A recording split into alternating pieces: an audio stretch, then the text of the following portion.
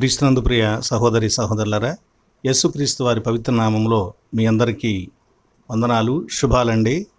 రండి, మనము ఈస్టర్ తర్వాతి 3వ ఆదివారము దేవుని వాక్యాన్ని ధ్యానించుదాం.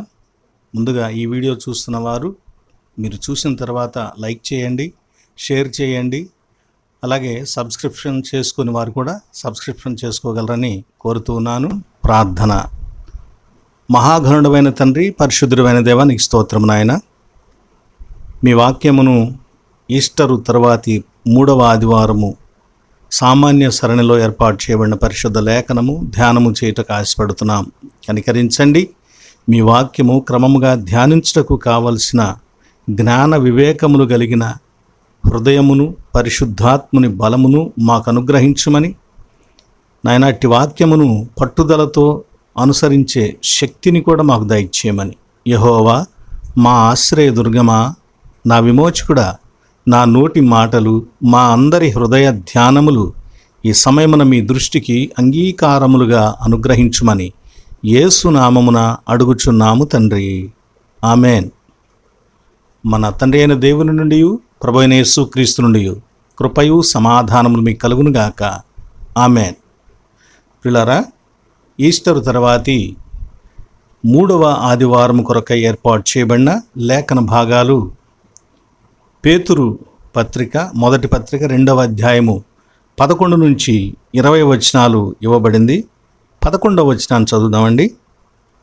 ప్రియులారా, మీరు పరదేశులను యాత్రికులై ఉన్నారు గనుక ఆత్మకు విరోధముగా పోరాడు శరీరాశలను విసర్జించి, అన్యజనులు మిమ్మును ఏ విషయంలో దుర్మార్గులని దూషింతురో ఆ విషయంలో వారు మీ సత్క్రియలను చూచి వాటిని బట్టి దర్శన దినమున దేవుని మహిమపరచునట్లు వారి మధ్యను మంచి ప్రవర్తన గలవారై ఉండవలనని మిమ్మును బ్రతిమాలుకొనుచున్నాను.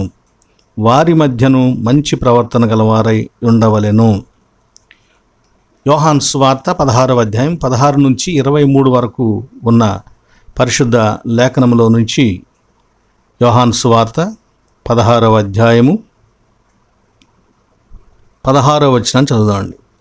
కొంచెము కాలమైన తరువాత మీరిక నన్ను చూడరు, మరి కొంచెము కాలమునకు నన్ను చూచెదరని చెప్పెను. 17వ వచనం. కాబట్టి ఆయన శిష్యులలో కొందరు కొంచెము కాలమైన తరువాత నన్ను చూడరు, మరి కొంచెము కాలమునకు నన్ను చూచెదరు, నేను తండ్రి యొద్దకు వెళుచున్నాననియు ఆయన మనతో చెప్పుచున్న మాట ఏమిటని ఒకనితో ఒకరు చెప్పుకొనిరి. క్రీస్తునందు ప్రియ సహోదరి సహోదరులారా, ఇది ఈస్టర్ తర్వాతి 3వ ఆదివారం సామాన్య సరణి. ఈ ఆదివారం నాకు సంఘము ఏర్పాటు చేసుకున్నటువంటి పేరు జూబిలాటే సండే. యూబిలాటే సండే అని కూడా అంటూ ఉంటారు. ఈ జూబిలాటే అనేటువంటి మాటకు అర్థం ఏంటంటే ఉత్సాహంగా కేకలు వేయటం, హర్షాతిరేకం చేయటం, ఆనందగానము చేయటం. ఉత్సాహం కలిగినప్పుడు కలిగేటువంటి నోట్లో నుంచి వచ్చేటువంటి ఆ ఉత్సాహ సంబంధమైనటువంటి శబ్దాలను ఈ జూబిలాటే అనేటువంటి పేరుతో పిలుస్తారు.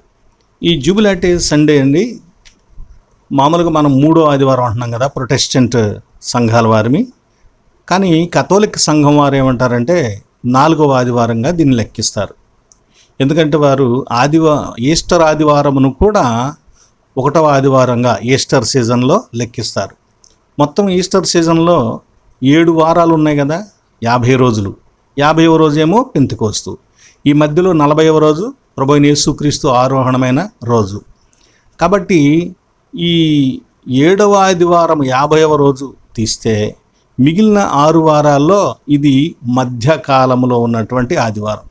అంటే ఈస్టర్ శ్రమలు మొదలైన వాటి తాలూకు యేసుక్రీస్తు వారి పునరుద్ధానము తరువాత ఆయన ప్రత్యక్షతలు మొదలైన సంగతులను మనం ఇప్పటి వరకు ధ్యానిస్తాం. అలాగే ఇప్పటి నుంచి యేసుక్రీస్తు వారి యొక్క రాజరికాన్ని, ఆయన ఆరోహణ ఉన్నత స్థితిని, కొన్ని మహాత్మ్యములను గురించి, మహిమలను గురించి ధ్యానిస్తాం. కనుక ఈ 50 రోజుల ద గ్రేట్ సీజన్ ఈస్టర్ సీజన్లో మనం మధ్యకాలంలోనికి వచ్చేసాం అన్నమాట.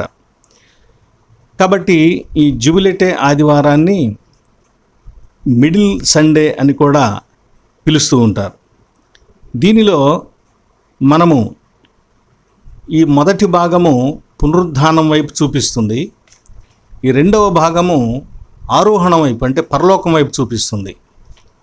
ఆ మొదటి భాగము సమాధి వైపు చూపిస్తూ ఉంటే ఈ రెండవ భాగము పరలోకం వైపు, ఆరోహణం వైపు, పరలోకం వైపు చూపిస్తుంది. కనుక ఈ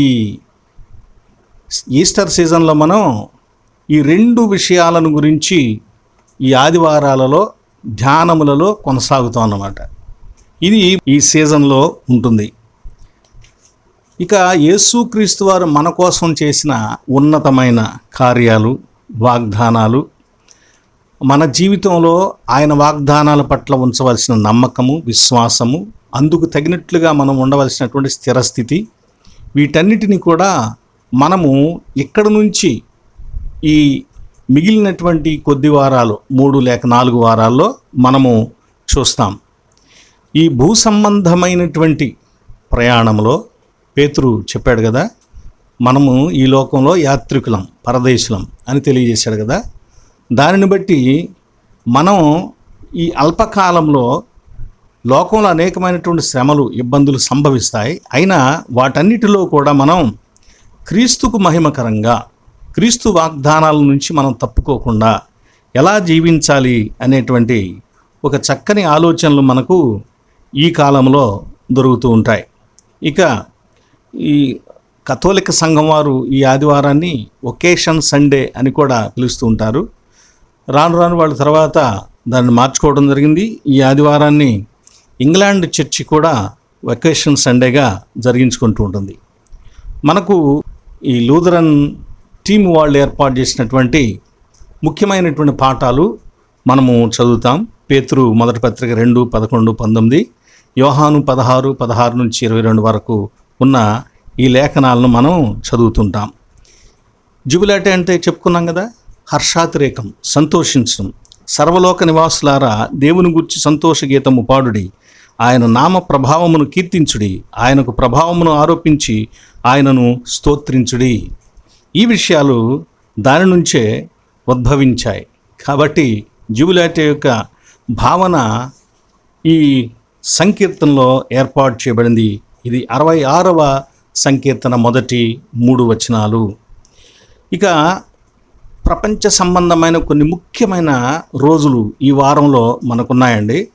నంబర్ 1, ఈ ఆదివారం, ఈరోజు మే 11వ తేదీ భారతీయ లేక నేషనల్ టెక్నాలజీ డే, జాతీయ వైజ్ఞానిక దినోత్సవం.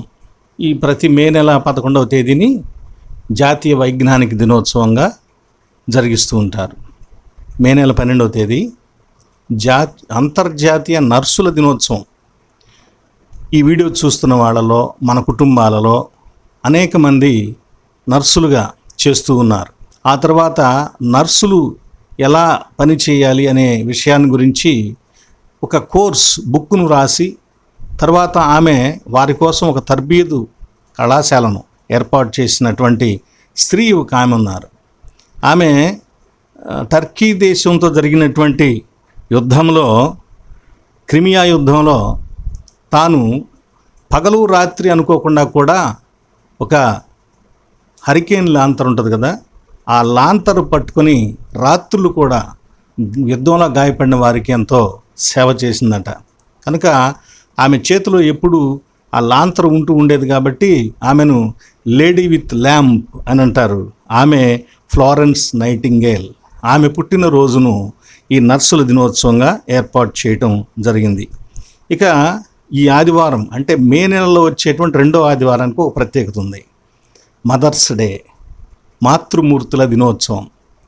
తల్లులందరికీ హృదయపూర్వకమైనటువంటి శుభాలు, అందరి పక్షంగా నమస్కారాలు వారికి తెలియచేస్తున్నాను.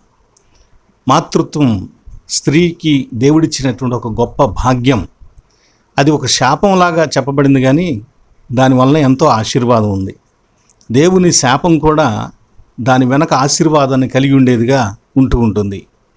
స్త్రీలు ఎంతో బాధను అనుభవించి నవమాసాలు మోసి కనిన తర్వాత కూడా పిల్లవాడు పెరిగి పెద్దవాడై తనకు తానుగా కొన్ని పనులు చేసుకునేంత వరకు కూడా తల్లే బాధ్యత వహించి పిల్లల పట్ల శ్రద్ధగా ఉంటుంది. కాబట్టి అమ్మ ప్రథమ గురువు. అందుకే మాతృదేవోభవ అని చెప్పి మొదటిగా తెలియచేస్తారు. కనుక ప్రియులారా, అలాంటి తల్లులను మనము గౌరవించాల్సిన బాధ్యత ఉన్నది. గుర్తుపెట్టుకోండి, ఒకవేళ ఇంతవరకు మీ తల్లిగారిని గౌరవించకపోయి ఉంటే ఈ రోజైనా కనీసం ఆమెతో గౌరవంగా మాట్లాడండి, మర్యాదగా మాట్లాడండి, ఆమెను ఘనపరచండి. నీ కడుపును పుట్టడం నేను చాలా సంతోషమని అమ్మతో మంచి మాటలు చెప్పండి. ఆమె నీకోసం పడిన కష్టమంతా కూడా మర్చిపోయి తన హృదయపూర్వకంగా నిన్ను ఆశీర్వదిస్తుంది. ఈరోజు ఒక్కరోజే కాదు, ప్రతిరోజు కూడా తల్లులతో అలా వ్యవహరించాలి. అన్నట్లు ఈ మదర్స్ సండే ఎలా వచ్చిందో తెలుసండి. ఇంగ్లాండ్ దేశంలో మదరింగ్ సండే అని ఒక ఆదివారాన్ని జరిగించేవాళ్ళు.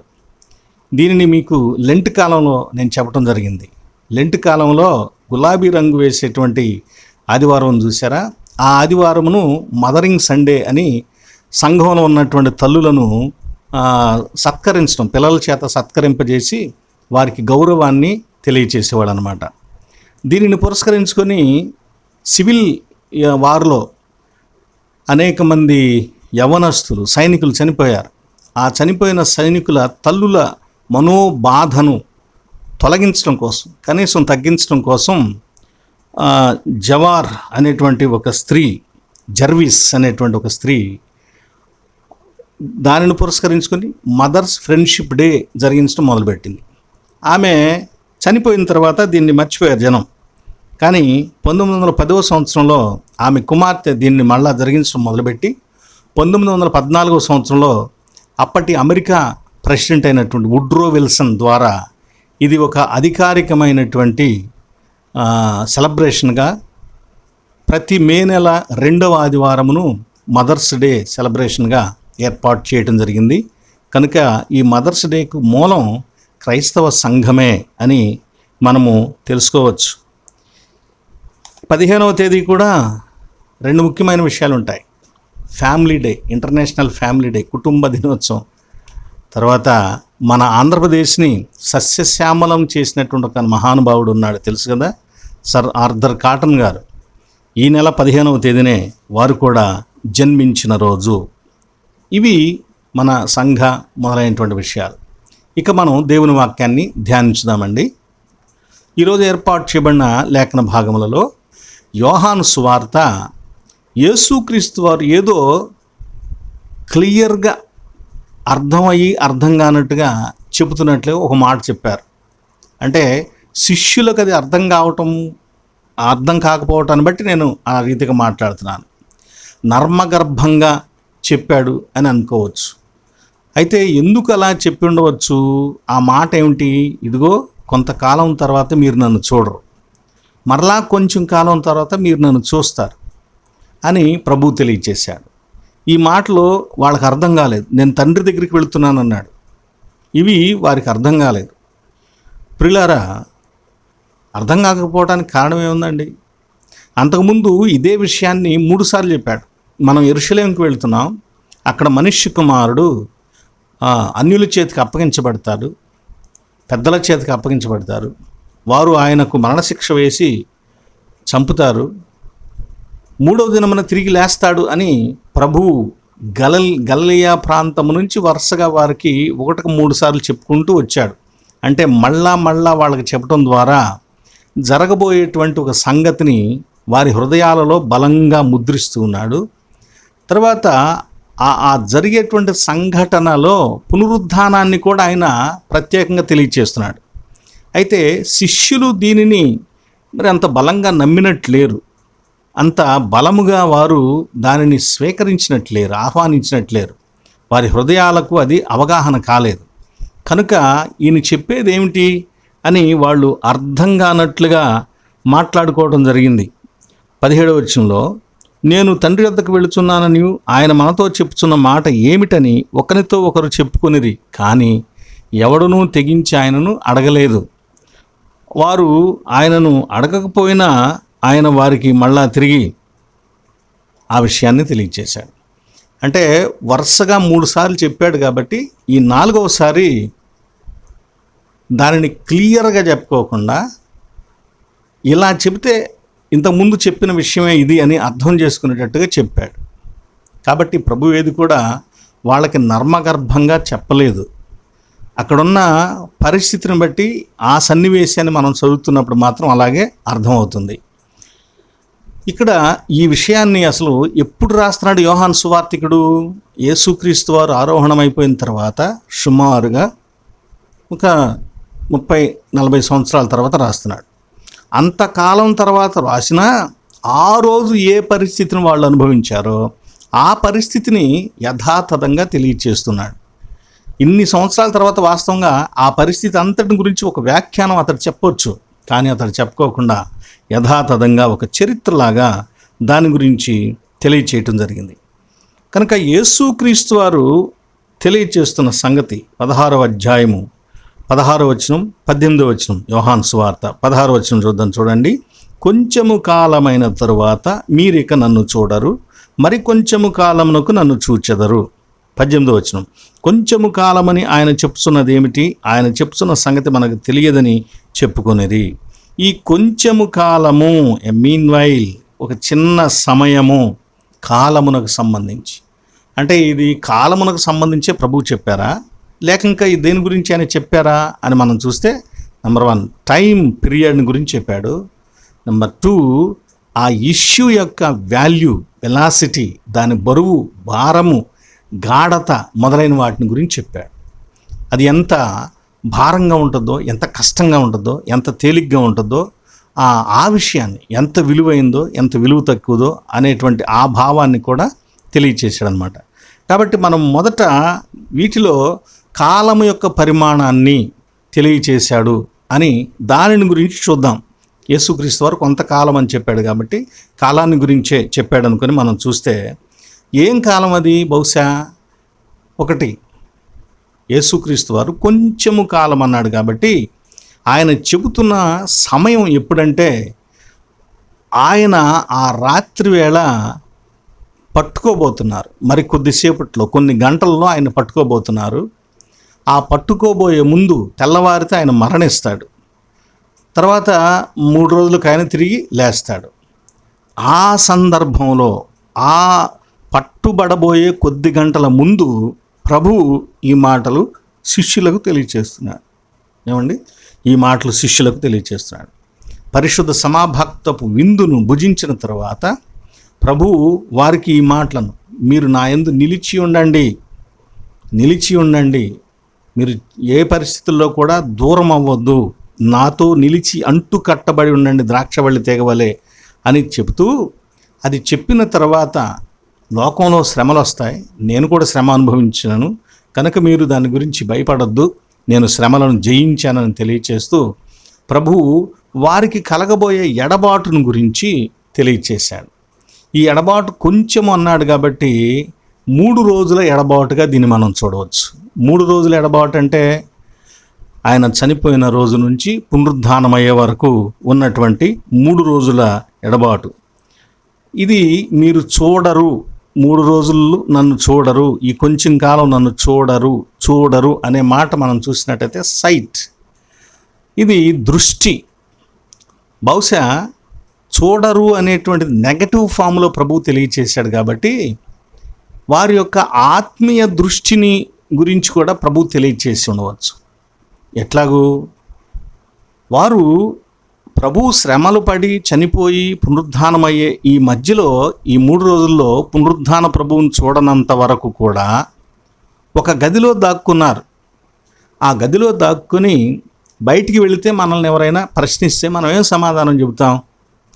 ఏంటి ప్రభు ఇట్లా చేశాడు, ఇట్లాగ అయిపోయాడు, ఆయనకున్న శక్తిని ఉపయోగించి ఉండొచ్చు కదా, అసలు ఏం ఉపయోగించలేదేంటి, మౌనంగా ఉంటాడు, ఎక్కడ వాళ్ళకి ఎదురు తిరిగి వ్యవహారం చేయలేదు, ఒక్క చోట కూడా తన మహత్యాన్ని చూపలేదు అని ఆయన కూడా మా సామాన్య బోధకుడేనేమో, ఆ కొంతకాలం కొన్ని ఏయో చేశాడు కానీ ఇక ఆయనలో శక్తి లేదేమో అనే ఒక అల్ప విశ్వాసపు ధోరణి వారిలో కలిగింది. ఆ అల్ప విశ్వాసములో నుంచి ప్రభు యొక్క పునరుద్ధానంను వాళ్ళు నమ్మలేకపోతున్నారు. ప్రభువు తిరిగి 3వ రోజున లేస్తాను అని చెప్పినటువంటి మాటను వాళ్ళు కనీసం జ్ఞాపకంలో కూడా తెచ్చుకోలేకపోతున్నారు.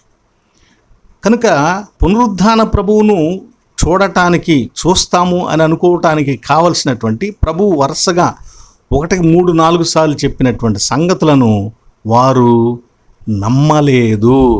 కాబట్టి ప్రభువును చూడని ఆ కాలమును వారి విశ్వాసములో సన్నగిల్లినటువంటి కాలముగా, వారి మనోనేత్రాలు సన్నగిల్లిపోయినటువంటి కాలముగా తెలియచేయటము, ఈ ప్రభుని యొక్క శ్రమల కాలంలో చెదరిపోకుండా, పారిపోకుండా, తప్పిపోకుండా, తిరిగి వెనుకకు వెళ్ళిపోకుండా ఉండటం కోసం ప్రభు ఈ మాటలు చెప్తున్నాడు. అంటే జరగబోయే సంగతిని తూచా తప్పుకోకుండా అన్ని విషయాలు చెబుతున్నాడు. కనుక శిష్యులు ఆ విషయము మొదటి నుంచి చివరి వరకు కూడా అన్నింటినీ నమ్మితే అలాంటి భయము, అలాంటి అవమానము లాంటి ఆలోచన వారిలో కలిగి ఉండేది కాదు. కాబట్టి ఆ గదిలో వాళ్ళు ఇక ప్రభువు లేడు కదా, ఏంటి పరిస్థితి, మనం ప్రభువుని ఇక చూడలేమా, ప్రభువుని ఇక మనం ఆయనతో కలుసుకునే అవకాశం మనకి లేదా, మరి మనం ఏం చేయాలి ఇప్పుడు? ఒక అగమ్య గోచర స్థితి.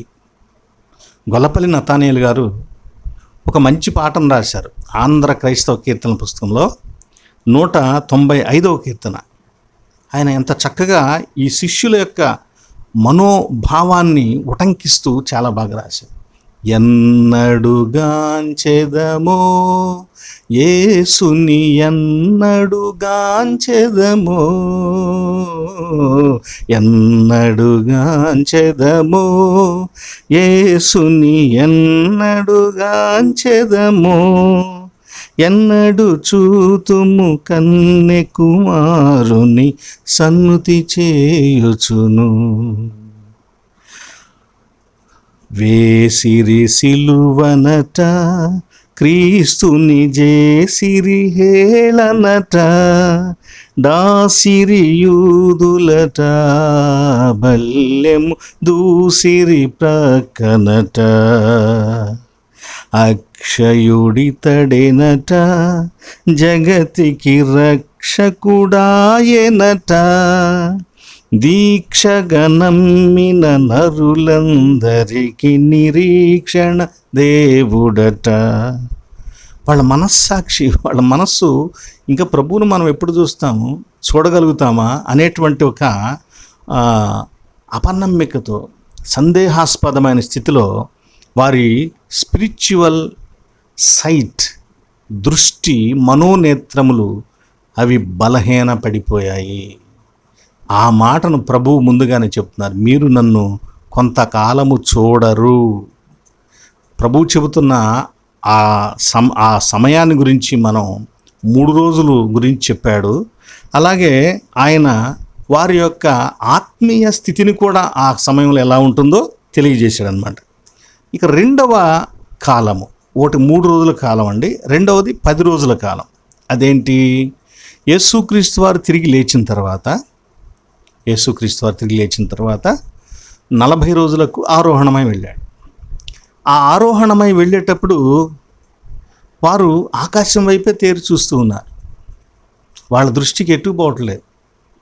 అంటే ప్రభువు తెలియచేసిన మాటలు, ఆయన పునరుద్ధానము ఆనందాన్ని ఇచ్చింది, వాళ్ళకి ధైర్యాన్ని ఇచ్చింది, బలాన్ని ఇచ్చింది, ఉత్సాహాన్ని ఇచ్చింది. బట్ మళ్ళీ ఈ ఎడబాటు, ఇలా ప్రభువు వెళ్ళిపోవటం, ఆరోహణం అవటం వారికి ఒక దిక్కుతోచని స్థితిని తాత్కాలికంగానైనా వారిలో కలిగిస్తూ ఉంది. కనుక ఏదో ఒక యామరపాటుతో అలాగే నిశ్చేష్టుడైపోయినటువంటి వ్యక్తిని కనుక గూడు తట్టి, ఏంటి ఆలోచిస్తున్నావు అన్నట్లుగా వారి ప్రక్కన దేవదూత నిలబడి, గలిలయ మనుషులారా ఎందుకు అలా చూస్తున్నారు? మీ దగ్గర నుంచి ఏ రీతిగా ఆయన వెళ్ళాడో ఆ రీతిగా వస్తాడు. అక్కడ యేసుక్రీస్తు వారు కొద్ది కాలం నన్ను చూడరు, మళ్ళా చూస్తారు. ఒక సమస్య, దాని వెనుక ఒక వాగ్దానం. మళ్ళీ ఇక్కడ ఒక సమస్యలాగా ప్రభు ఆరోహణమై వెళ్ళటం వాళ్ళకి, దాని వెనక మరొక వాగ్దానం, ఆయన మళ్ళా అలాగే తిరిగి వస్తాడు. ఈ మధ్యకాలంలో 10 రోజులు ఆదరణకర్త వచ్చే వరకు కూడా వారు యెరూషలేములోనే వేచి ఉండాలి.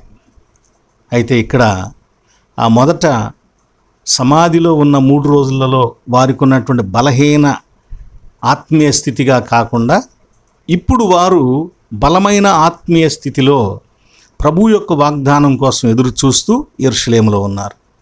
కనుక ప్రభువు ఈ 10 రోజులను గురించి కూడా తెలియచేసి ఉండవచ్చు అనేది పండితుల అభిప్రాయం.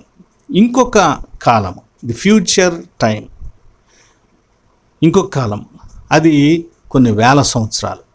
ఎలా? యేసుక్రీస్తు వారు ఆరోహణమైన తర్వాత ఆయన వస్తానని చెప్పి ఇప్పటికీ 2000 సంవత్సరాలు. ఈ 2000 సంవత్సరాల్లో ఆయన రాలేదు. ఎన్నో తరాలు, ఎంతోమంది విశ్వాసులు, దైవజనులు, ప్రభువుని నమ్ముకున్నటువంటి ఎంతోమంది బిడ్డలు ఆయన ఇప్పుడే వస్తాడు, నేను బ్రతికుండగానే వస్తాడని ఎదురు చూసిన వాళ్ళు ఉన్నారు. ఆయన రాక కోసం సిద్ధపడిన వాళ్ళు ఉన్నారు. కానీ ఆయన ఇంతవరకు రాలేదు. అయితే ఆయన రాకడ మనకి వచ్చి వెళ్ళినట్లు కూడా తెలియనంత లిప్త కాలంలో జరిగిపోతుందని కూడా మనం తెలుసుకోవాలి. కనుక ఈ సమయము 2000 సంవత్సరాలు. కాబట్టి ఇది మనం భౌతికంగా ఈ జీవితాన్ని బట్టి మనకున్న కాల పరిమాణాన్ని బట్టి చూస్తే చాలా పెద్ద కాలం, చాలా పెద్ద కాలం. ఇంతకాలము సంఘము ప్రభువుకు దూరంగా, ఆయన ఎక్కడో పరోక్షంగా ఉండి మనకు ఇక్కడ ఇశ్రాయేలీయులకు ఏ రీతిగా అరణ్యములో నేను ఇక మీతో రాను మీరు చేసిన పనిని బట్టి అన్నప్పుడు మోషే, కాదు మీరు వస్తేనే మేము ఇక్కడి నుంచి ముందుకు వెళ్తాం అన్నప్పుడు, అప్పుడు తండ్రి అన్నాడు, నా సన్నిధి మీకు తోడుగా వస్తుంది, నేను రానన్నాడు. అలాగే ప్రభువు కూడా శిష్యులకు వారి కళ్ళ ఎదుట పరలోకానికి వెళ్ళిన తర్వాత పరిశుద్ధాత్మ సంఘముతో, విశ్వాసులతో, మనతో ఉన్నాడు. ఆనాడు సన్నిధి ఏ రీతిగా నడిపించిందో ఆ రీతిగా పరిశుద్ధాత్ముడు, ఆయన వాక్యము, సంఘ ఆరాధన, ఇవన్నీ కూడా మనలను సక్రమంగా నిత్య జీవాన్ని అందుకునే మార్గములో నడిపిస్తూ ఉన్నాయి. ఇది పరోక్షంగా ప్రభు ఎంతో కాలం నుంచి సంఘానికి అలాంటి పరిస్థితినిచ్చాడు. కనుక ఈ ఎడబాటు కూడా చాలా గొప్ప ఎడబాటు, చాలా గొప్ప ఎడబాటు, నిజమే. ఇది మనకు చాలా గొప్పది. కానీ ప్రభువుకి ఎంత గొప్ప కాలం అయి ఉండొచ్చు? మనకు 2000 సంవత్సరాలు. కానీ పేతురు చెప్పినట్లు ప్రభు దృష్టికి 1000 సంవత్సరములు ఒక దినము వలె ఉన్నవని. అంటే ఈ 2000 సంవత్సరాలు 2 రోజులతో లెక్క. అంతే కదండి. మరి అలాగే మోషే భక్తుడు తెలియచేసినట్లుగా రాత్రి యందు ఒక జాము అన్నాడు. అంటే 4 జాములు ఉంటాయి కదా, 4 3 12, 3 గంటలతో సమానం. అంటే 1000 సంవత్సరాలు మోషే భక్తుడేమో నీకు 3 గంటలతో సమానం అన్నాడు. కానీ పేతురు శిష్యుడేమో ఒక రోజుతో సమానం అన్నాడు. అసలు కాలము పరిమాణాన్ని ఎలా లెక్కించవచ్చు, ఎలా ఉంటుంది అసలు? మనం ఒకసారి మీకు కొన్ని వేరు వేరు చోట్ల ఎలా ఉందో తెలియచేస్తాను, కొంచెం జాగ్రత్తగా పరిశీలించండి. భూమి మీద మనకి ఒక రోజు ఏమండి 24 గంటల కాలం, ఒక రోజులో 24 గంటలు ఉంటాయి మనకి. ఇదే బుధగ్రహం మీద, మెర్క్యూరీ మీద అయితే 1408 గంటలు గడిస్తే ఒక రోజు. మనకి ఒక రోజు ఏమో 24 గంటలే, అక్కడ ఒక రోజు అంటే 1408 గంటలు. అంటే సుమారుగా 59 రోజులు అట్లా వస్తున్నట్టుంది. అలాగే శుక్రగ్రహం మీద ఒక రోజు అంటే 55,832 5832 గంటలు. ఇది సుమారుగా 243 రోజుల వరకు వస్తున్నట్లుంది. అంటే చూడండి, మనకు ఒక్క రోజు 24 గంటలు అయితే అక్కడొక్క రోజు ఆ గ్రహంలో ఎన్ని రోజులు కలిస్తే ఒక రోజుతో సమానంగా ఉంటుందో చూడవచ్చు. మళ్ళీ అంగారక గ్రహం మీద, మార్స్ మీద కేవలం 25 గంటలే. మన రోజులో ఉండే 24 గంటలకి ఇంకొక గంట కలుపుకుంటే అక్కడ రోజు చాలా మన రోజుకు దగ్గరగా ఉంది. మరి గురుగ్రహం జూపిటర్ మీద కూడా ఒక రోజుకి 9 గంటలే ఉంటాయి, 24 గంటలు ఉండవు. అలాగే శుక్రగ్రహం మీద కూడా ఒక రోజుకు 10 గంటలే సమయం. అంటే రోజు అంటే 10 గంటలు మాత్రమే ఉంటుంది. ఇలా మనం ఉన్నటువంటి ఈ సూర్య కుటుంబంలోనే గ్రహాలలో ఒక్కొక్క రోజు చాలా తేడాగా ఉంది. ఈ సూర్య కుటుంబం పాలపుంతలో ఉంది. పాలపుంతలో ఎన్నో సూర్య కుటుంబాలు ఉన్నాయి. ఇలాంటి పాలపుంతలో గెలాక్సీలు, ఆండ్రోమెడా ఇలాంటివి చాలా ఎన్నో వందలు ఉన్నాయి. వీటన్నిటిని దాటిన తరువాత వీటిని సింహాసనంగా చేసుకుని వాటి మీద కూర్చున్న ఈ విశ్వానికి అవతల ఉన్నటువంటి మహోన్నతుడైనటువంటి దేవుడున్న అక్కడున్నటువంటి సమయం ఎంత? అక్కడ కాలము లేదు. దానినే నిత్యత్వము అన్నారు. కాబట్టి ఆ నిత్యత్వముతో పోల్చుకుంటే మన జీవిత కాలంలో మనం అనుభవించేటువంటి ఎడబాటు, ప్రభువుతో ఎడబాటు ఎంతండి? లిప్త కాలంతో సమానం. చిన్న ఒక కన్ను మూసి కన్ను తెరిస్తే ఎలా ఉంటుందో అలాంటి కాలంతో సమానం. కానీ భూమి మీద శరీరధారులంగా ఉన్నంత కాలం మనకిది చాలా ఎక్కువగానే ఉంటుంది. అయితే ఆత్మకు మాత్రం అది చాలా తక్కువ సమయంగానే ఉంటుంది. కాబట్టి ప్రభువు చెప్పినటువంటి కాలము ఆ రోజున అప్పటికి శిష్యులకు సమాధిలో ఉన్న 3 రోజులకు సంబంధించి ముందు జాగ్రత్త హెచ్చరికగా చెప్పబడింది. అలాగే వాగ్దానం, పునరుద్ధానం కూడా చెప్పబడింది. మరి 10 రోజులు ఆరోహణము, పరిశుద్ధాత్మ దిగిరావటం ఆదరణకర్త. ఈ మధ్యలో 10 రోజుల్లో కూడా అలాగే ఎడబాటు కలిగింది. వాగ్దానం, ఆదరణకర్త దిగివచ్చునని చెప్పబడింది. ఇప్పుడు మనం అనుభవిస్తున్నటువంటి సంఘ కాలంలో కూడా 2000 సంవత్సరాల క్రితం చెప్పబడిన ఆ మాట ఇంతవరకు అలాగే ఉంది. కానీ ఆయన వస్తాడనేటువంటి వాగ్దానం ఉంది. సంఘము మొదట శిష్యులు ప్రభువుని గురించి ఇంకేమి లేదనుకొని విశ్వాసము సన్నగిల్లి ఆ 3 రోజులు ఉన్నారు. కానీ తరువాత ఎదురు చూచారు ఆదరణకర్త కోసం బలమైన విశ్వాసంతో. ఆ తర్వాత పరిశుద్ధాత్మలు వచ్చిన తర్వాత నాటి నుంచి నేటి వరకు సంఘము అనేక శ్రమలను, కష్టములను, బాధలను వహిస్తూ సంఘము తన విశ్వాసాన్ని ప్రకటిస్తూ కాపాడుకుంటూ బలముగా నిలబడి కొనసాగుతుంది. కాబట్టి ప్రభు యొక్క ఆ మాటలు, కొంచెము కాలం అనే మాటలు కాలమును దృష్టిలో పెట్టుకుని చెప్పుకుంటే ఈ 3 విధాలుగా చెప్పుకోవచ్చు. ఇంకా రెండో పద్ధతి ఏంటంటే ఆయన చెప్పిన కొంచెము కాలం అనే మాట అది ఒక విలువను, గాఢతను తెలియచేయటానికి కూడా చెప్పినటువంటి మాట. అంటే ఈ ఎడబాటు అనేది లోకంలో మీకు ఎంత దుఃఖాన్ని కలిగిస్తుందో, ఆ దుఃఖము ఎంత ఘోరంగా అధికంగా ఉంటుందో దానిని గురించి, దాని యొక్క గాఢతను గురించి తెలియచేసే మాటగా ప్రభువు తెలియచేశాడు. అవునండి, దుఃఖము సంఘము అనుభవిస్తూ ఉంది. వాస్తవానికి క్రైస్తవ జీవితం ఆనందకరమైన జీవితం. ఆనందకరమైన జీవితం ఎలాగండి? పాప మరణముల బంధముల నుండి విడిపించబడిన స్వతంత్ర జీవితం కనుక ఆనందకరమైన జీవితం. కానీ ఈ జీవితంలో కూడా శ్రమలు ఉన్నాయి. ప్రభువే చెప్పాడు. పౌలు కూడా అన్నాడు, ఎటుపోయినను శ్రమలు, ఇరికించబడుచున్నాను, మేమేమి అలా లేము. ఎన్నో వేదనలు, నాకెన్నో శ్రమలు కలిగినాయి అని పౌలు చెప్పాడు. పేతృభక్తుడు కూడా అదే మాటలు తెలియచేశాడు. సహోదరులారా, మీకు కలుగుతున్నటువంటి అగ్ని వంటి మహాశ్రమలను గురించి మీరేదో వింతగా అనుకోవద్దు. ఇది మీకంటే ముందు ప్రవక్తలకు నెరవేరినాయి, ప్రభు విషయంలో నెరవేరినాయి, మా విషయంలో నెరవేరుతున్నాయి, మీకు కూడా జరుగుతున్నాయి. కానీ ప్రభు తిరిగి వచ్చిన రోజున ఈ శ్రమలు ఆయన అనుగ్రహించే మహిమ ముందు చెప్పుకోదగినవి కాదు అని అంటున్నాడు. అంటే శ్రమలు నిజానికి మనం నాటి నుంచి క్రైస్తవ సంఘంలో ఎంతమంది అండి? వాళ్ళు ఆస్తులు పోగొట్టుకున్న వాళ్ళు ఉన్నారు, వారి బంధుత్వాలు పోగొట్టుకున్న వాళ్ళు ఉన్నారు, సొంత సుఖాన్ని విడిచిపెట్టి త్యాగము చేసి ప్రభువు పని కోసమై పరుగులెత్తిన వారు ఉన్నారు, హింసింపబడిన వారు ఉన్నారు, హతసాక్షులైన వారు ఉన్నారు. ఇలా ఆ కష్టము, ఆ దుఃఖము, ఆ శ్రమ యొక్క విలువ ఎంత అని చెప్పుకోవాలి మనం? చాలా బరువైంది, చాలా విలువైంది. కానీ లోకం దృష్టిలో ఇది చాలా విలువైందే, చాలా కఠినమైందే.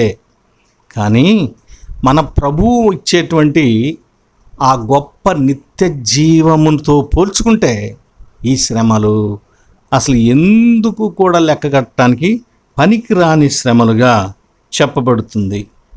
కాబట్టి ఇలాంటి ఆ బాధలు, కష్టాలు, శ్రమలు కలుగుతూ ఉన్నా యేసు వైపు చూస్తున్నటువంటి సంఘము, విశ్వాసి, ఆయన నాడు గదిలో దాక్కున్న శిష్యుల వలె కాకుండా నేడు నడిబజార్లో నిలబడి సాతాను శోధనలధికమైన సొమ్మసిల్లక సాగి వెళ్ళెదను, లోకము శరీరము లాగినను లోబడక నేను వెళ్ళెదను, యేసు చాలును చాలును, యేసు చాలును చాలును, ఏ సమయమైనా ఏ స్థితికైనా నా జీవితములో యేసు చాలును.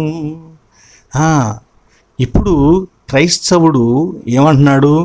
ప్రభు యొక్క వాగ్దానాన్ని బలంగా నమ్ముతూ ఆయన నిత్య జీవంతో పోల్చుకుంటూ ఇహలోక శ్రమలను బట్టి భయపడక, నాకు ఇవేవి కాదు, యేసుంటే చాలు, నాకు నా జీవితానికి అది చాలు, ఎన్ని శ్రమలు వేదనలు కలిగినా ఆయనను కోల్పోకుండా నేను నా జీవితాన్ని కొనసాగించుకుంటాను. జుబిలెట్టే ఆదివారం యొక్క మూల సిద్ధాంతము, మూల భావము ఏంటంటే, నీ కోసం చనిపోయి తిరిగి లేచి గొప్ప కార్యాలు చేసినటువంటి ప్రభువు నీ కోసం రాబోతున్నాడు, నీకు అక్కడ స్థలాన్ని సిద్ధపరుస్తున్నాడు. నీవు ఆయన వచ్చినప్పుడు ఇచ్చే బహుమానం, నీకు అక్కడ ఇచ్చేటువంటి నివాసాన్ని కోల్పోకుండా ఉండాలంటే ఆయన వాగ్దానాలు పొందటానికి తగినట్లుగా శ్రమలు, శోధనలు అన్నిటిని కూడా అనుభవిస్తూ తప్పిపోకుండా, జారిపోకుండా, విశ్వాసములో బలహీనం కాకోకుండా ముందుకు కొనసాగాలని తెలియచేస్తుంది జుబిలెట్టే సండే. అందుకే హర్షాతిరేకము అని ఈ ఆదివారానికి పేరు పెట్టారు. కలుగుతున్నటువంటి సమస్యలను బట్టి కాక, దొరకబోయేటువంటి నిత్య జీవాన్ని బట్టి హర్షించు, సంతోషించు అనేటువంటి భావంతో ఈ ఆదివారానికి ఈ పేరు పెట్టడం జరిగింది. రెండవ ముఖ్య విషయం ఏంటంటే, ప్రభువైన యేసుక్రీస్తు వారు చెప్పిన ఒక మాట, యోహాను సువార్త 16:20 మీరు ఏడ్చి ప్రలాపింతురు గాని లోకము సంతోషించును, మీరు దుఃఖింతురు గాని మీ దుఃఖము సంతోషమగును, మీ దుఃఖము సంతోషమగును. మళ్ళీ చెబుతున్నానండి, మీ దుఃఖము సంతోషమగును. ఎస్, క్రైస్తవునికి ప్రభు ఇస్తున్న వాగ్దానం మరొకటి ఏంటంటే, వాని దుఃఖము సంతోషమవుతుందంట. ఏమండి? ఎలా? చూడండి, మనం బ్యాటరీ లైట్లు కానీ దేనిలోనైనా బ్యాటరీ పాడైందనుకోండి, దాన్ని తీసి ఇంకో బ్యాటరీని పెడతాం. అలా జీవితంలో ఏర్పడిన దుఃఖాన్ని తీసివేసి దేవుడు సంతోషాన్ని పెడతాడు అని అనుకుంటే తప్పు కాదు. మనకి ఏదైతే దుఃఖం కలిగిందో ఆ దుఃఖమే ఆనందమవుతుందట. మనకు ఏ శ్రమ అయితే కలిగిందో ఆ శ్రమే ఆనందంగా మారిపోతుందంట. ఎంత విచిత్రం! ఈ మ్యాజిషియన్స్ ఉంటారు కదా, మ్యాజిషియన్స్ దగ్గర ఉండేటువంటి ఆ క్యాప్లో వేరే వస్తువులు ఏదేసినా వాళ్ళు ఏది తీయాలనుకుంటే అది తీసి చెబుతూ ఉంటారు, వేసే వస్తువులు ఏమైనా కానీ. అలాగే క్రైస్తవునికి వచ్చే శ్రమలు ఆనందముగా, సంతోషంగా మారిపోతాయంట. శ్రమలే అన్నట్టు కొంతమందికి వారి జీవితంలో ఉన్న కష్టాన్ని, బాధను మరలా ఆలోచించుకోవటమే ఆనందంగా, ఒక తృప్తిగా భావిస్తూ బాధపడుతూ ఉంటారు కొంతమంది. కానీ ఇక్కడ ప్రభువు చెబుతున్న ఆనందం ఎలాగంటే, మన యొక్క కష్టాలు, పౌలు భక్తుడు అపోస్తల కార్యముల గ్రంథంలో 14వ చెప్పినట్లుగా మనం అనేకమైన శ్రమలను అనుభవించి ఆ రాజ్యంలో ప్రవేశించాలి అంటాడు. అంటే శ్రమలు అనుభవించుట అనే ఒక గౌరవనీయమైన స్థితి నిత్య జీవంలో మనకు పాలిభాగం యేసుక్రీస్తు వారి కృపచేత మనకు అనుగ్రహించబడుతుంది. కనుక దానిని, ఆ అర్హతను పోగొట్టుకోకుండా ఉండటం కోసమై ఇక్కడ కలిగిన కష్టాలు కూడా, ఆ కష్టాల వలన కూడా నిత్య జీవములో మనము గొప్పగా ఆనందించే ఒక గొప్ప స్థితి. ఎందుకనంటే దెబ్బలు తిన్నాం, కన్నీళ్లు గారుతున్నాయి. ఆ కన్నీళ్లు ఆయన వారి ప్రతి బాష్ప బిందువును తుడుచును, స్వయముగా ఆయనే తుడుచును.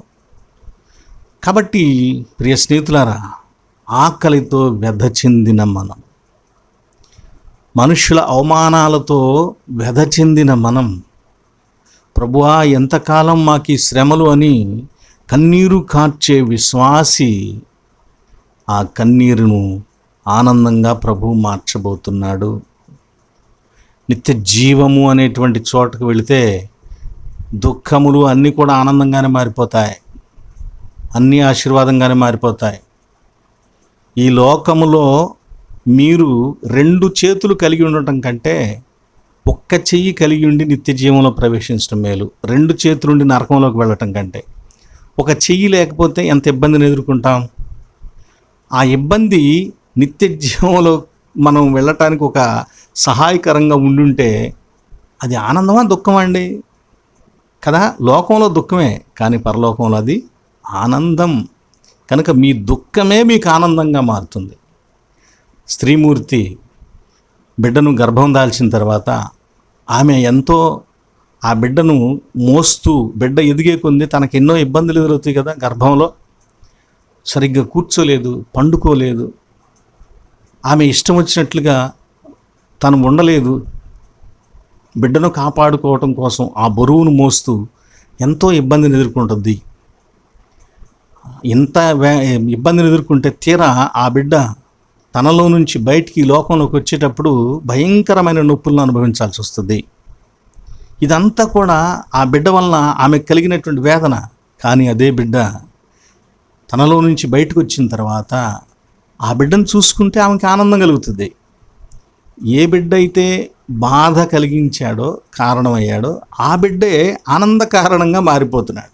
ప్రభు అందుకే స్త్రీ ప్రసవ వేదన గురించి, బిడ్డను పొందటాన్ని గురించి ఇక్కడ తెలియచేశాడు. కాబట్టి సహోదరులారా, విశ్వాసి ఆయన కోసం నీకు కలిగేటువంటి పేదరికం, ఆయనను బట్టి నీకు కలుగుతున్న అవమానం, ఆయనను బట్టి నీకు కలుగుతున్న లోకంలో కలుగుతున్న భయం, ఆందోళన, బాధ, నష్టం, ప్రభువు కోసం నీతిగా న్యాయంగా ఉండటం ద్వారా నీవు అనుభవిస్తున్నటువంటి భయంకరమైన కష్టం, ఇవన్నీ కూడా నీకు చాలా బాధగా ఉండుంటాయి. కానీ ఇవన్నీ ఒక రోజున నీకు సంతోషంగా మారబోతున్నాయి. ఇవే నీ సంతోషంగా మారబోతున్నాయి. ఇక క్రైస్తవ జీవితంలో ఇక్కడ ప్రభువు చెబుతున్న మాటను బట్టి తాత్కాలికమైనవి, శాశ్వతమైనవి వాటిని గురించి చెబుతున్నాడు. తాత్కాలికమైనది ఏంటంటే ఆయనను చూడకుండా ఉండే సమయం. తాత్కాలికమైనది ఏంటంటే కష్టం, దుఃఖం అనుభవించే సమయం. కానీ శాశ్వతమైనది ఏంటంటే పరలోకంలో మనం పొందే సౌఖ్యం. శాశ్వతమైనది ఏంటంటే పరలోకంలో విశ్వాసికి కలిగేటువంటి నిత్య జీవ ఆనందం. ఆనంద ప్రవాహంలోని ఆ గొప్ప నీళ్లను, మనం జీవజలములను త్రాగుతూ ఉండేటువంటి ఆ పరిస్థితి.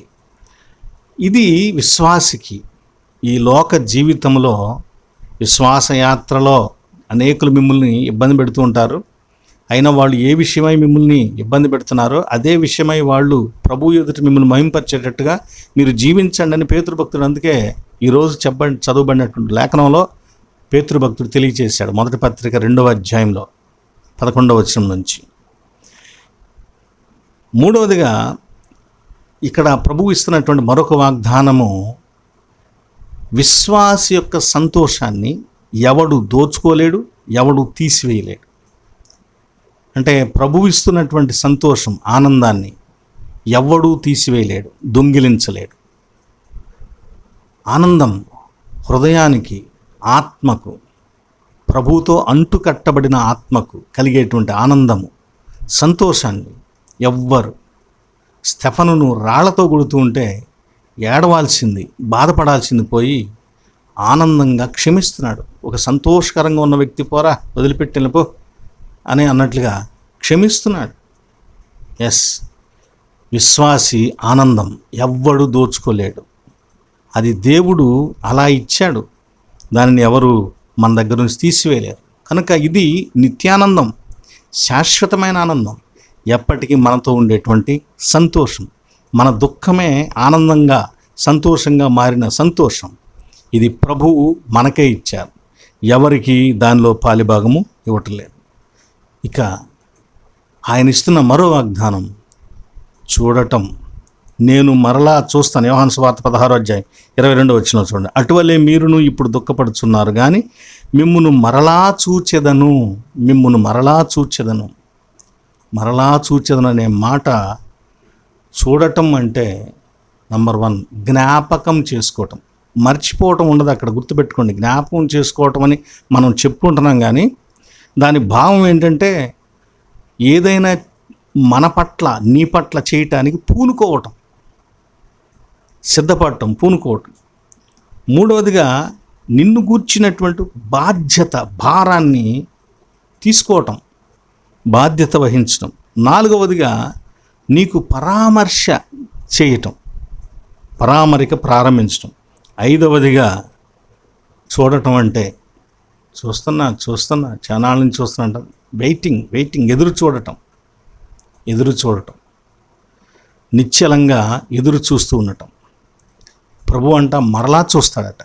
గుర్తుపెట్టుకోండి, ఇది గొప్ప వాగ్దానం, ప్రభు ఇస్తున్న గొప్ప వాగ్దానం. మరలా మిమ్మును చూచెదను. ఎస్, సహోదరులారా, సహోదరులారా, జీవితంలో శిష్యులకు చెప్పిన రీతిగా దుఃఖముతో ఉన్నవారులారా, దుఃఖపడువారు ధన్యులు, వారు ఓదార్చబడుదురని బోధ ప్రారంభంలో తెలియచేసినటువంటి ధన్యతలలో ప్రభువు చెప్పాడు. ఇప్పుడు ఆయన ఈ లోకాన్ని విడిచి మరణము ద్వారా తండ్రి దగ్గరికి వెళ్ళబోయే సందర్భంలో కూడా, చివరిలో కూడా దుఃఖాన్ని గురించి తెలియచేస్తూ ఆ దుఃఖం మీకు ఆనందంగా మారుతుందన్నాడు. దానిని అక్కడ ధన్యత, ధన్యులు, ఓదార్చబడుదురు అని చెప్పాడు. ఈ దుఃఖాన్ని ఆయన మనలో నుండి తీసివేస్తున్నాడు, దానిని సంతోషంగా మారుస్తున్నాడు. ఎవడు తీసివేయలేని ఆనందంగా దానిని మనకు అనుగ్రహిస్తున్నాడు. కాబట్టి ఆయన మరలా మరోసారి మన వైపు చూచి మన బాధలు, మన వేదనలు, మన కష్టము, మన విశ్వాసము, మనం అనుభవిస్తున్నటువంటి ప్రతి దానిని ఆయన చూస్తూ ఉన్నాడు, మరలా చూస్తాడు. గుర్తుపెట్టుకో, నిన్ను చూస్తున్నాడంటే నీ మీద ఎవడు రాయి వేస్తున్నాడో, నీ మీద ఎవడు చెయ్యి వేస్తున్నాడో, నీ మీద ఎవడు అపవాదులు వేస్తున్నాడో, నీకు వ్యతిరేకంగా ఎవడు పని చేస్తున్నాడో వాడిని కూడా చూస్తున్నాడని అర్థం. కాబట్టి ఆయన చూస్తున్నాడు. నేను మరలా చూస్తాను అంటే ఆయన యందు విశ్వాసం ఉంచిన వారికి నిత్య జీవమివ్వట ఇస్తాను, వారిని హింసించి ఆయనను నమ్మనటువంటి వారికి నిత్య నరకాన్ని ఇస్తాను, చూస్తాను ఆ రోజున వ్యవహారం అని ప్రభువు చెప్తున్నాడు. కాబట్టి ఇంత గొప్ప ప్రభు, ఇంత గొప్ప దీవెనకరమైనటువంటి సంగతిని తెలియచేస్తున్నటువంటి ప్రభువును మనము విడువక విశ్వాసంతో కొనసాగవలసినటువంటి బాధ్యత మన మీద ఉంది. ఇప్పుడు మీకు ఒక చిన్న కథ చెప్పి ముగిస్తాను, సమయం చాలా అవుతుంది. అది ఏంటంటే మనకు కలిగేటువంటి శ్రమ, ఎడబాటు, ప్రభువు ఎడబాటు తాత్కాలికం. సూర్యుడు చంద్రుడు చూశారు కదా, వాళ్ళు స్థిరంగా ఉన్నారు, ఎప్పటి నుంచి అట్లాగే ఉన్నారు. కానీ మధ్యలో మేఘాలు వస్తాయి. అది ఒక పావు గంట, నిమిషం, 2 నిమిషాలు, లేదా ఒక రోజు, 2 రోజులు ఉండి మళ్ళీ గాలికి వెళ్ళిపోతాయి. అక్కడ మేఘాలు శాశ్వతం కాదు, సూర్యుని కాంతి, సూర్యుడు శాశ్వతం వీటితో పోల్చుకుంటే, చంద్రుడు శాశ్వతం. కనుక గ్రహణాలు కూడా వాళ్ళకు వస్తూ ఉంటాయి, ఆ గ్రహణాలు కూడా తాత్కాలికమే. అలాగే విశ్వాస జీవితంలో కూడా కష్టములు,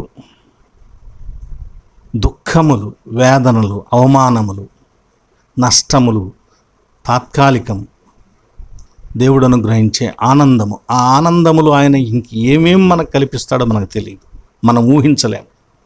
ఆ ఆనందం మాత్రం శాశ్వతమైనది.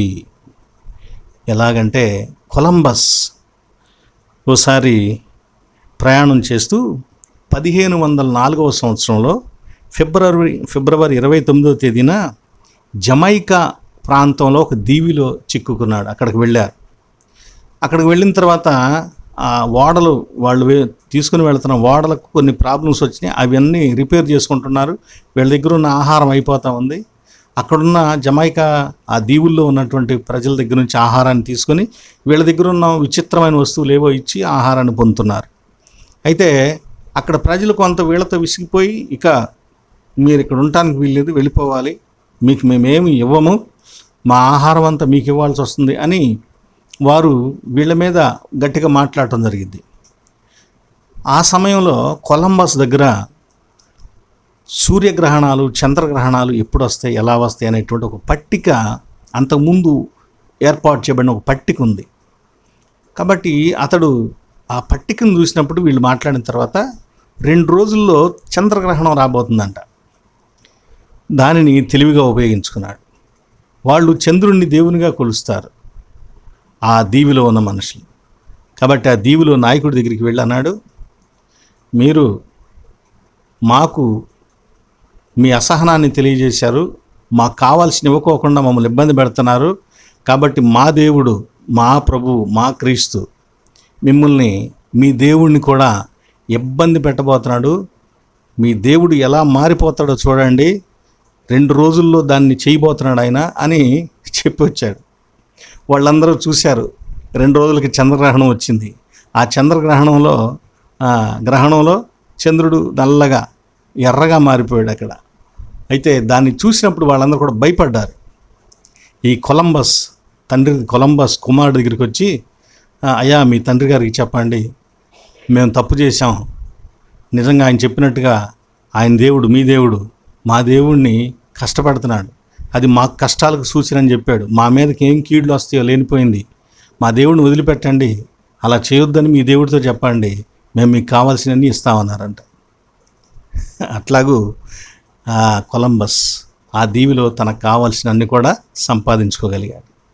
ఎస్, కష్టమే, వేదన, దుఃఖమే ఆనందంగా మారిపోతుంది. దేవుడు మన జీవితంలో మారుస్తాడు. కనుక ఎవరెవరు ఏ దుఃఖంతో ఉన్నారో, నీవు ఏ విధమైనటువంటి మనోవేదనతో ఉన్నావో భయపడొద్దు, కృంగిపోవద్దు, ధైర్యంగా ఉండు. తప్పక ప్రభువు అనుగ్రహిస్తానన్న ఆ గొప్ప సంతోషాన్ని పొందటానికి, అలాగే ప్రభువుకు లోబడి పరిశుద్ధంగా జీవించు. తప్పక అలాంటి గొప్ప వాగ్దానాన్ని ప్రభు నీ పట్ల నెరవేరుస్తాడు. ఆ వాగ్దానాన్ని పొందటానికి మనం సిద్ధపాటు కలిగి జీవించుదాం. సర్వశక్తి మంత్రి మనకు సహాయం చేయనుగాక. ఆమేన్. సమస్త జ్ఞానమునకు మించిన దేవుని సమాధానము యేసుక్రీస్తు వల్ల మీ హృదయమునకును మీ తలంపులకును కావలియుండునుగాక. ఆమేన్. క్రీస్తునందు ప్రియులారా, ఇంతవరకు ఈ వీడియో చూసిన మీకు వందనాలండి. వేరే వాళ్ళకు కూడా షేర్ చేయండి, లైక్ చేయండి. లైక్ చేస్తే మరి ఏదైనా ఇబ్బంది ఉంటే, ఏదైనా మీరు చెప్పాలనుకుంటే కామెంట్స్ తెలియచేయండి. అలాగే ప్యారిష్ లేకుండా ఉన్నాను కనుక మీకు తోచిన మీ హృదయంలో కలిగినటువంటి సహకారం ఏదైనా అందించాలని కూడా మిమ్మల్ని కోరుతున్నాను. అందుని బట్టి మీకు వందనాలు తెలియజేస్తున్నాను. ప్రార్థించుదాం. ప్రభు నేర్పిన ప్రార్థన ఆశీర్వాదంతో సెలవు తీసుకుందాం. తల్లవంచండి, ప్రార్థించుదాం. కృపాసత్య సంపూర్ణమైన తండ్రి, పరిశుద్ధానికి స్తోత్రములు.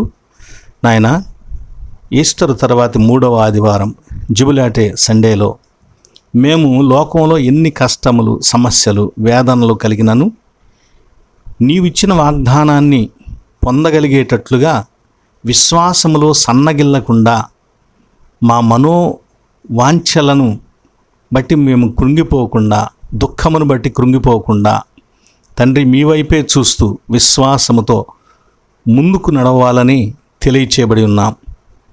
మీరు శిష్యులకు ఆ విషయాన్ని తెలియజేశారు. ఆయన పేతురు భక్తుని ద్వారా కూడా ఆ విషయాన్ని తెలియజేశారు.